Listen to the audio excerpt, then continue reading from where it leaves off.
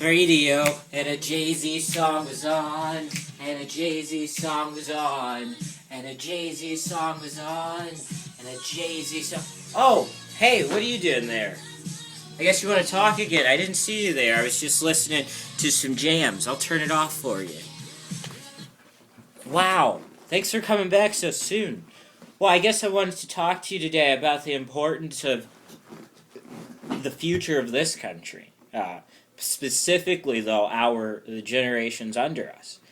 Personally, I love children. I'm not gonna lie. I love little kids. Okay, let me clear that up because I could see how that could be interpreted wrong. I get a joy out of seeing children younger than me by a couple of years excel at something. I get a joy out of helping them get the bigger picture in things. And, an example of this, for example, is my little sister, Jada. We were having a conversation over spring break about peanut butter and jelly sandwiches. And she asked me she said, every time I make a peanut butter and jelly sandwich, why do I use the jelly first and then the peanut butter? Why don't I ever switch it up and be creative? And, I explained to her that it was very deliberate.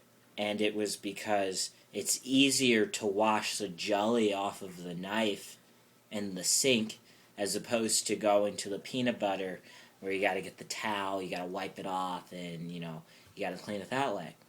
And when she learned that, she was so excited, and she started doing it the same way. See, I get a joy out of passing those things down, and this is the type of joy that we have to make sure we're giving all our children in this country. We don't know what the future holds for America, but we do know who's going to lead America. There's the 6 and 7-year-olds walking around here right now. And we got to make them feel, empowered. We got to make them feel like somebody really cares about them, and we got to make sure that they don't get caught up in the lifestyle of just glamour and personal success always, that they, sort of stay focused and they shoot to help the world, not so much as themselves.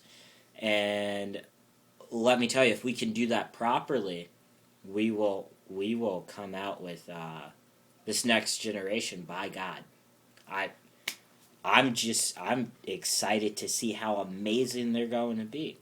We're really living in troubling times. When you look around, last time we had a great leader of this country was in the 60s under LBJ. I mean, you could say Bill Clinton, and you could say Ronald Reagan.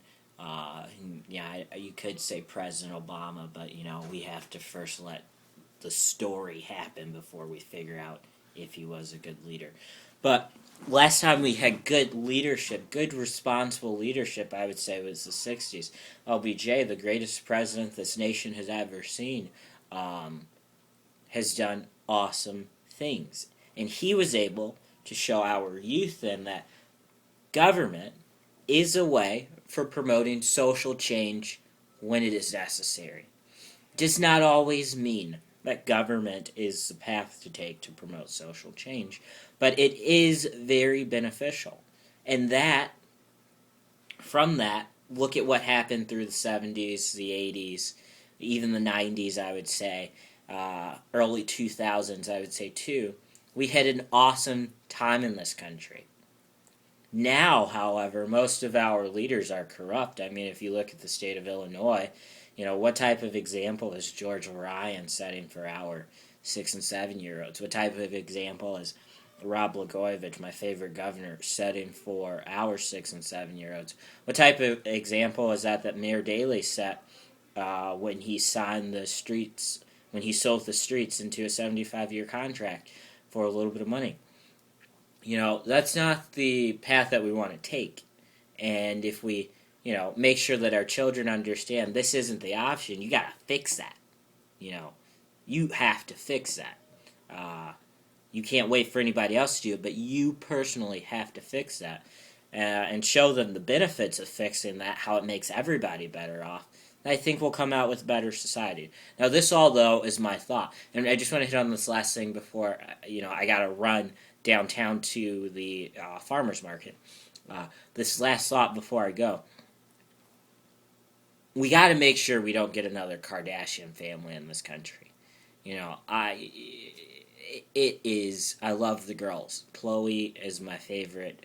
Kim is a sweetheart. I know her like the back of my hand. That other one who married that one who is, I'm not too fond of her. But we got to make sure that we don't get another family like that. I have nothing personal against the Kardashians. I'm sure they're awesome people. It's just, we want to make our children aspire to be something better than a Sears clothing line. You know, we want our children to be better than silly bands or, so we got to make sure that we stay away from promoting them in that lifestyle and things like that. My pager just went off. I gotta head to the market, but we should continue this conversation. See you next time.